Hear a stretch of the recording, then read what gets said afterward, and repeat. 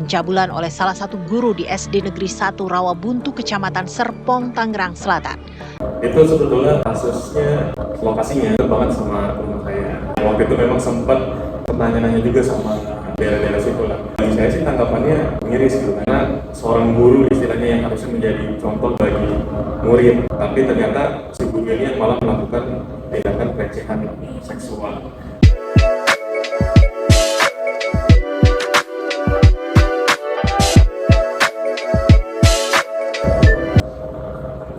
Halo teman-teman, selamat datang di podcast kami.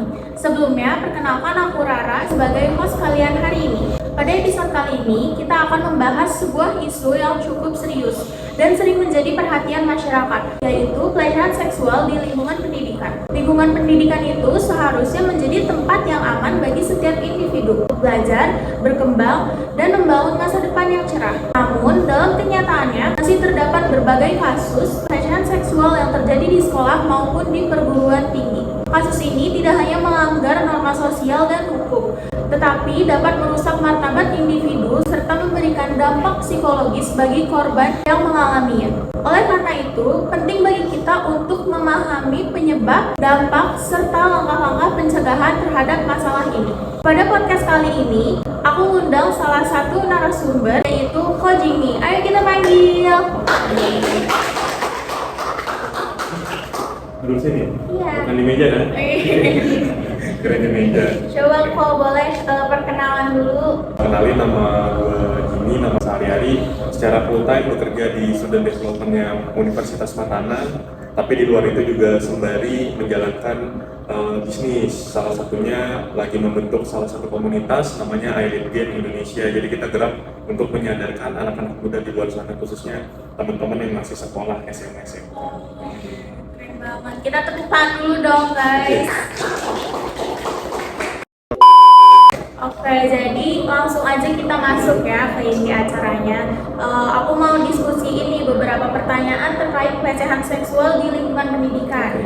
Oke, yang pertama nih, menurut Koko, kenapa pelecehan seksual di lingkungan pendidikan dapat dikategorikan sebagai perilaku yang menyimpang? Oke, ini sebetulnya topik yang menarik banget, dan sebetulnya di kampus-kampus bukan cuma di Universitas Mataram, tapi di kampus luar juga banyak yang membicarakan hal ini karena memang kejadian cukup banyak juga kan ya.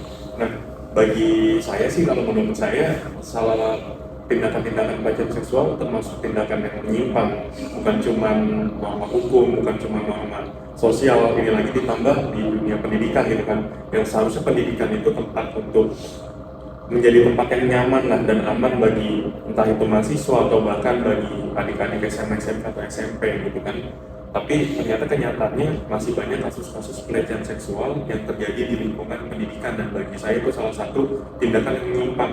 Kalau secara hukum tentu menyimpang, ada di UU Undang-Undang 12 tahun 2022 tentang tindakan pelecehan seksual atau kekerasan seksual, dan juga di Permendikbudristek 30 tahun 2021. Nah, itu semua sudah diatur di undang-undang, dan artinya kalau misalkan ada tindakan pelecehan seksual di lingkungan pendidikan, itu termasuk penyelewengan atau penyimpangan terhadap norma hukum ataupun norma sosial dan pendidikan.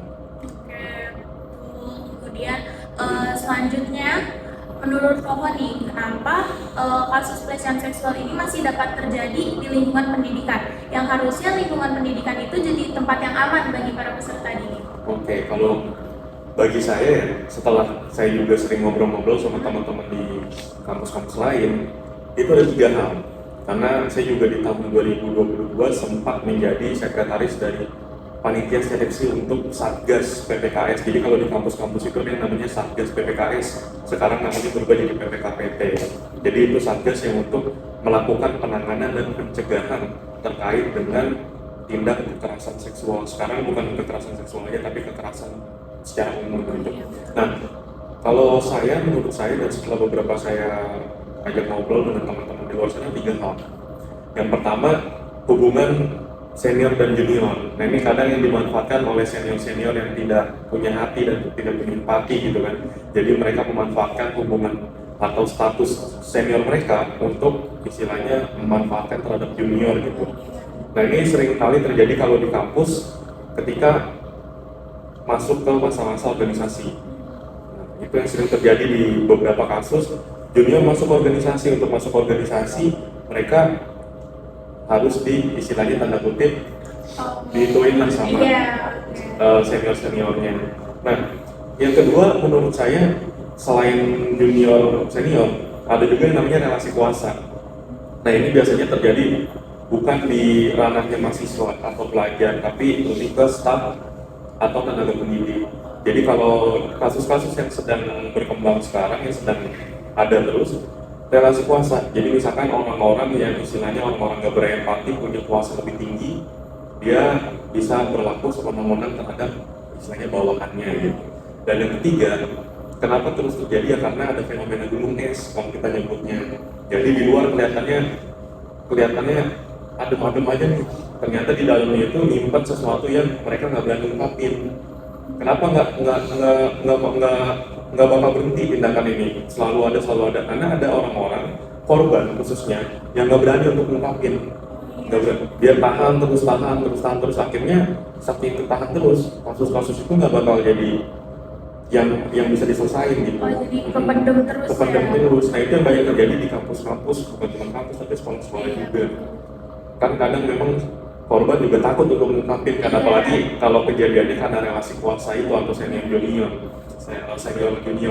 Karena kan kalau misalkan diungkapin takut ada ancaman. Takut diancam gitu kan. Itu sih yang kenapa selalu terjadi ya tadi 3 hal itu.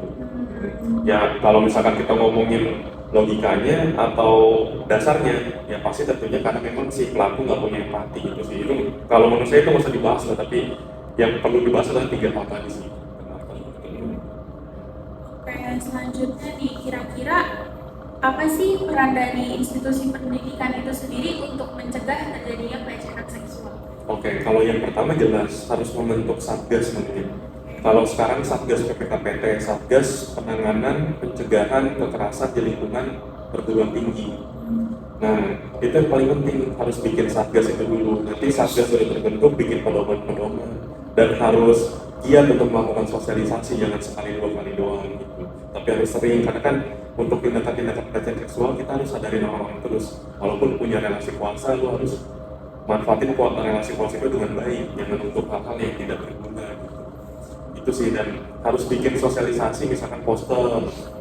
Kita kan ada mading kalau di kampus biasanya, atau sekarang kan kalau misalkan teman-teman udah males lihat mading, bisa media sosial gitu kan, terus dibikin sosialisasi kayak gitu, terus bikin semacam QR code misalkan kalau di kampus itu untuk pengaduan.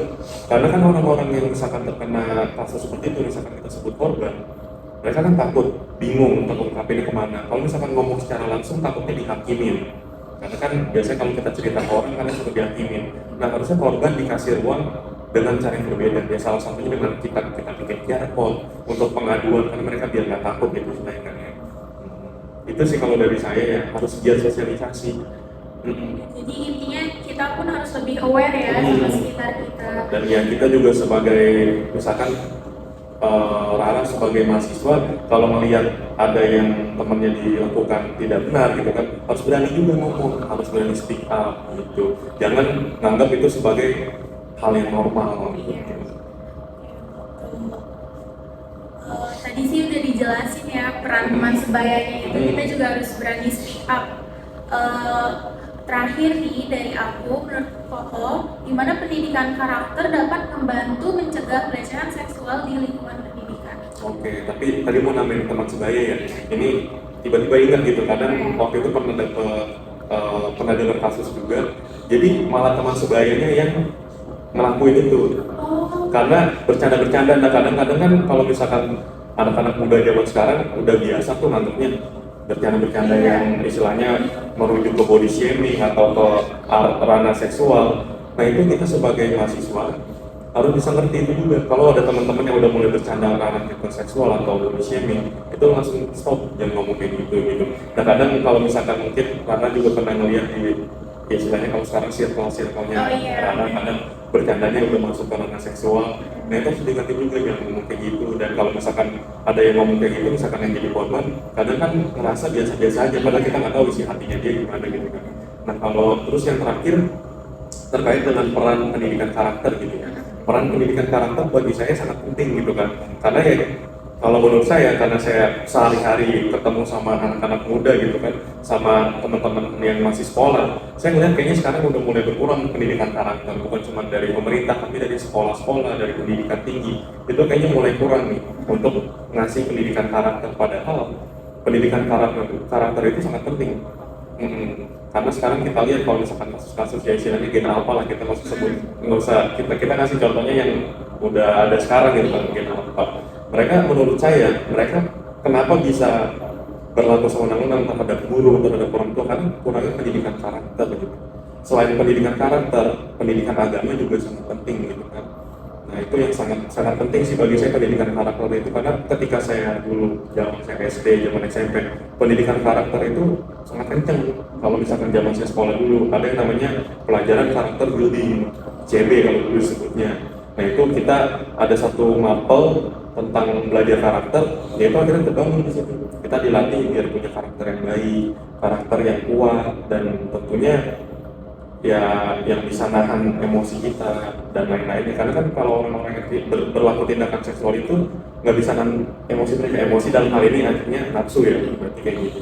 Itu sih yang paling bagi saya penting banget, pendidikan karakter. Tapi mirisnya sekarang Udah jarang. Pendidikan agama juga sangat penting sekali. Oke. Pertanyaan dari aku sih itu aja Kak, udah cukup banget sih menurut aku, itu cukup menjelaskan terkait materi kita hari ini. Jadi dapat disimpulkan juga kalau pelecehan seksual di lingkungan pendidikan itu masalah sosial yang cukup kompleks ya. Terus butuh perhatian dari sekitar juga. Oke, jadi pencegahan ini tuh gak cuma tanggung jawab institusi pendidikan ya, jadi seluruh anggota masyarakat pun harus bisa lebih aware. Aku boleh kasih data sedikit satu aja, karena menurut data dari Kemendikti itu disebutin 1 dari 3 mahasiswa itu sebenarnya tahu ada tindakan pelecehan seksual di sekitar mereka, tapi mereka nggak mau ngomong. Lebih milih diem ya? Lebih milih diem, karena mereka sebagai saksi takutnya nanti takut, malah diancam juga. Nah itu yang harus, sebetulnya pendidikan perguruan tinggi itu kalau udah punya satgas itu yang harus menjaga kerahasiaan dan lain-lain. Jadi teman-teman kalau misalkan jadi korban atau jadi saksi nggak usah takut, karena kerahasiaan itu pasti dijaga ketat. Itu sih, itu yang paling penting sih. Karena kan sekarang teman-teman mahasiswa takut untuk melapor, takut untuk bilang gitu, karena takutnya diancam, diapa-apain gitu kan sama pelaku. Tapi sekarang nggak usah takut, karena semua udah diatur di undang-undang dan semua peraturan undang-undang itu udah diatur semua. Berarti kita tuh bisa untuk lewat hukum ya? Betul. Karena nanti ketika udah mulai masuk proses istilahnya korban udah nyampe sesuatu, itu nggak bakal diketemuin antara korban dan pelaku. Jadi kita kalau misalkan udah punya satgas, kita jaga nih korban sama pelaku itu nggak boleh ketemu. Bahkan misalkan ini kalau kasus di luar yang sering kita dapat ya, itu dosen sama mahasiswa. Yang paling mungkin teman-teman sering mendengar mahasiswa pengen dapat nilai lebih gitu kan. Nah kayak itu istilah-istilah kayak gitu yang paling sering kita dapat kasusnya. Memang di luar banyak kenyataannya terjadi kayak gitu. Nah kalau misalkan ternyata kejadian dosen sama mahasiswa ini nggak boleh ketemu gitu. Jadi nggak usah takut kalau misalkan teman-teman menjadi korban atau jadi saksi, nggak usah takut untuk nyampe. Itu sih kalau dari saya. Jadi kita tuh harus meningkatkan kesadaran kita juga, terus membangun budaya saling menghormati ya, saling menyediakan sistem perlindungan kayak tadi satgas ya. Oke, terus intinya kita berharap deh pelecehan seksual ini bisa diminimalkan ya di masa sekarang. Oke, itu aja sih Kak dari aku. Terima kasih untuk hari ini Kak Jenny. Thank you juga. Iya, tepuk tangan dulu guys.